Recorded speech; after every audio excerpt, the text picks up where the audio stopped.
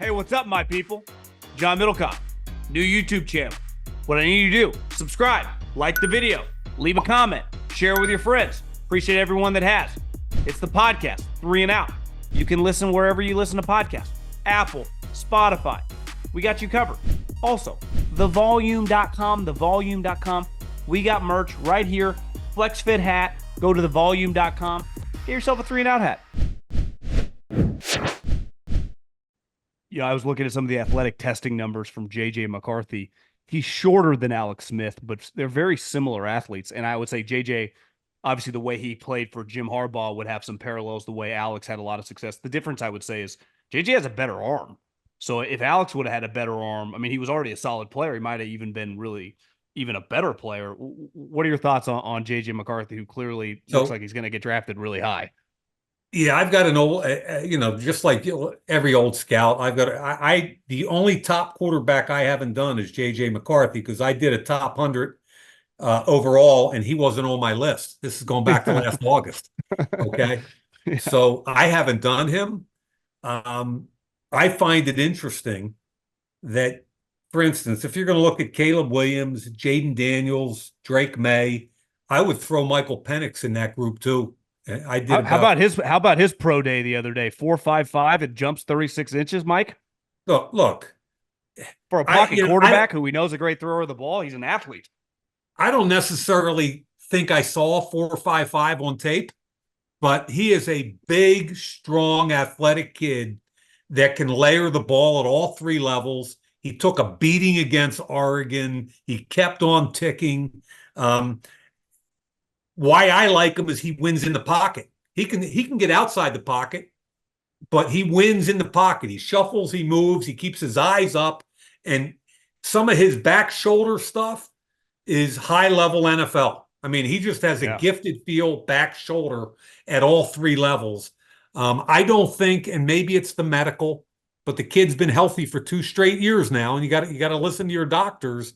But I don't understand why he's not getting more traction out there as a high-level quarterback. Well, Mike, how do you balance that? Because clearly his tape speaks for itself. He was fantastic. He had several season-ending injuries. I think 3. And, he's a little older.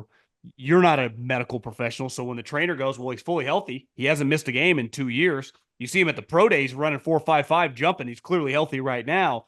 But How do you balance that unquantifiable? Well, when he was younger, he got the shit beat out of him and he didn't make it through seasons.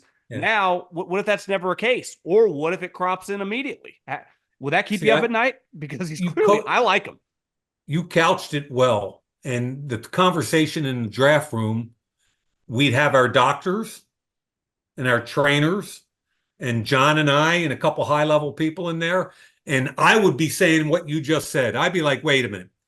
4 years in a row at Indiana, he couldn't finish a season. Yet he transfers and starts every game the last 2. And from my perspective, he had 2 ACLs, he had a clavicle, a shoulder. Now, doctor, you tell me the other side of it. I know he hadn't missed a game in 2 years. To me, that means he's clean. Yeah. Right? The only way, to me, this kid gets minimized medically is if the doctor pounds the table in your draft room and says, you're not even going to get 1 contract out of this kid. He's got a bad knee or a bad shoulder. If the doctor doesn't say that, then this kid's got to be given a clean bill of health. Agreed. And every year there are a couple of kids that are tough. I mean, the starting guard for Kansas City, from Tennessee, Trey Smith, yeah. Trey Smith. I mean, he was a 1st or 2nd round pick on every board, right? And John and I both wanted him. And our doctors told us point blank, no. He's got a heart issue that could be an awful situation if it turned the wrong way. We can't take him. And meanwhile, you get into the 5th or 6th round and Kansas City's taking him. And, he started every game since and you're pulling your hair out. So how do you balance? Let's use him as an example. Is he just a complete off the board, or like you get to a point like, what do we even care? It's a 5th round. Yeah, if it wasn't a heart, I think what you just said would be true. Like Okay, we get to the sixth round, and let's take a flyer on a kid that could be a Pro Bowl player. I think our doctors, and I'm being respectful here, I think our doctors at that point were saying, wait a minute, if this thing went wrong in the wrong direction, we could have something awful. And I don't think we want to put that kid at risk for that. So we're in the fifth or sixth round, and John and I both want this kid, but they're telling us no. You've watched every top quarterback on film over the last 2.5 decades.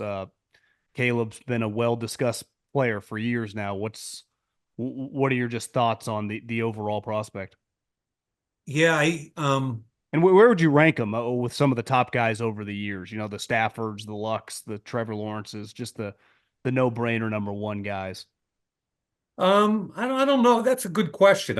Here's what I tell you I think about him. He's my number one guy this year.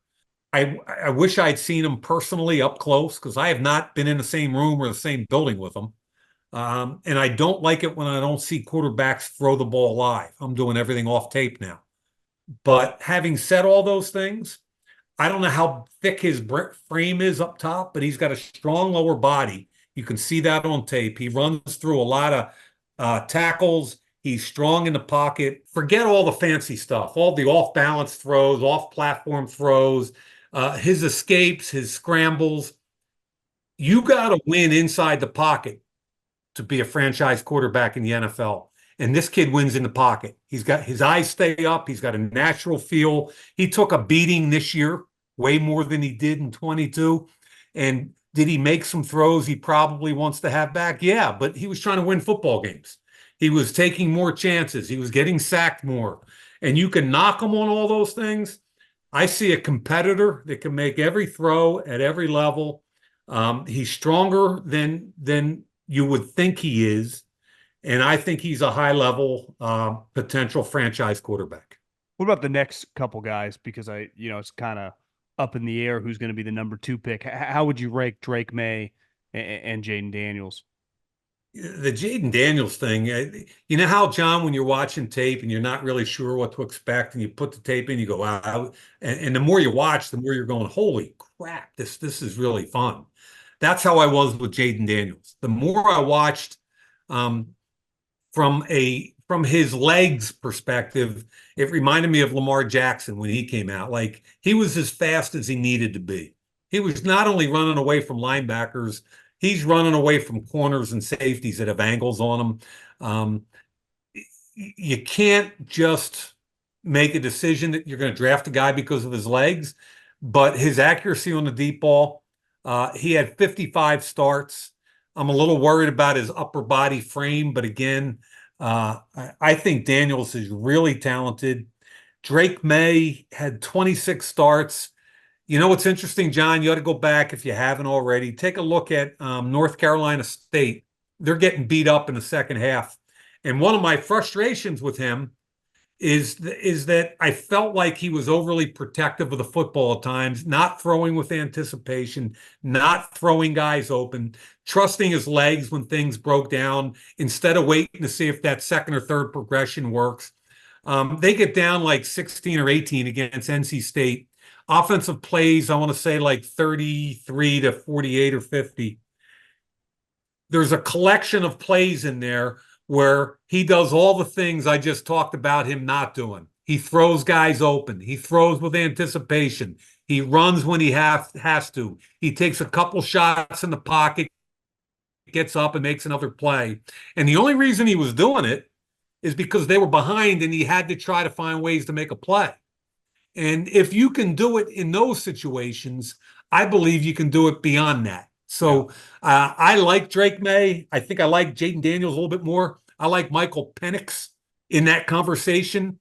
And then, you talked about McCarthy. A couple of guys that, people are talking about Bo Nix as a first-round pick, and I didn't see that. I don't feel like his physical traits match up with those other guys. And two guys that I think we don't hear enough about are Spencer Rattler and Michael Pratt from Tulane. Like, I would put those two guys with Bo Nix, to be honest with you. Safe to say second day guys. I mean, second round guys, excuse me. For me, Rattler and Pratt would be second day guys. And I think Rattler's talent is second round all day long. I mean, if you put the Georgia tape on, and they're leading or tied or whatever it was at halftime, I mean, it's all him. He was getting the crap beat out of him with a bad offensive line by University of Georgia, and he just kept making plays. Now, in the second half, he got the crap beat out of him, and so did they. But he just kept trying to make plays. I think he's got arm talent. I think he's athletic. I think he can escape pressure. I like Rattler, and Michael Pratt I would. He's not quite as electric, but I think he throws with anticipation and timing, and he'll be a quality backup if not get a chance to start somewhere.